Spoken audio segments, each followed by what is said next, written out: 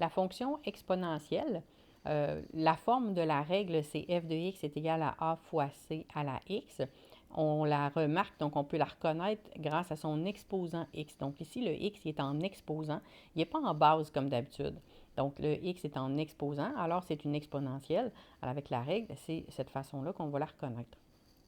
Graphiquement, c'est une courbe qui ne passe pas par 0, 0 et qui va soit s'éloigner de l'axe des x ou se rapprocher de l'axe des x, mais ne touchera jamais à l'axe des x.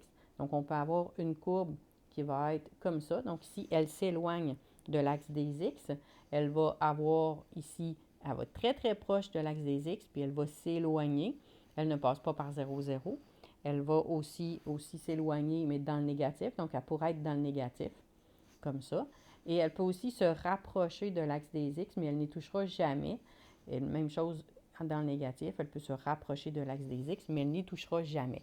Donc, si jamais la courbe touche à l'axe des x, ça ne peut pas être une exponentielle. Alors, il faut faire très attention, surtout quand on la dessine, donc de s'assurer que la courbe se rapproche ou s'éloigne, mais qu'elle ne touche jamais à l'axe des x. Donc, on va commencer par la dessiner. Alors ici, on a la f de x est égale à 1 demi x. Ici encore, bon, on prend 3 points. On va essayer de prendre des négatifs puis des positifs là, pour que ce soit plus facile.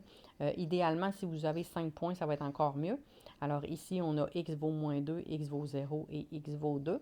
Alors pour le calculer, ce qu'on va faire, c'est qu'on va utiliser ici le x qui vaut moins 2 et on va les remplacer dans l'équation. Alors si je calcule f de moins 2, je vais avoir 1 demi exposant moins 2. Alors, il faut le faire sur la calculatrice avec la fonction exposant.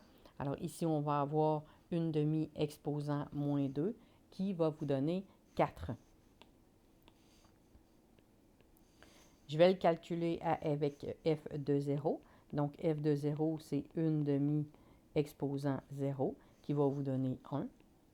Et le f de 2, c'est 1 demi exposant 2 qui va vous donner ici 0,25. Maintenant, je vais placer les points dans mon graphique. Donc, moins 2, 4, 0, 1 et 2, 0,25. Donc, qui va être à peu près ici. Et maintenant, je vais dessiner ma courbe.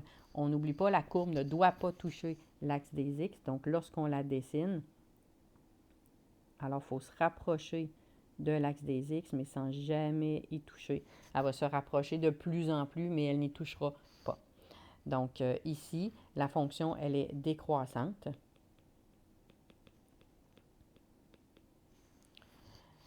Pour la suivante, on va faire la même chose. Donc, on a encore moins 2, 0 et 2. Alors, pour calculer f de moins 2, je vais aller remplacer mon x par moins 2. Donc, 2 exposant moins 2, qui va donner 0,25. Je vais faire la même chose avec f de 0.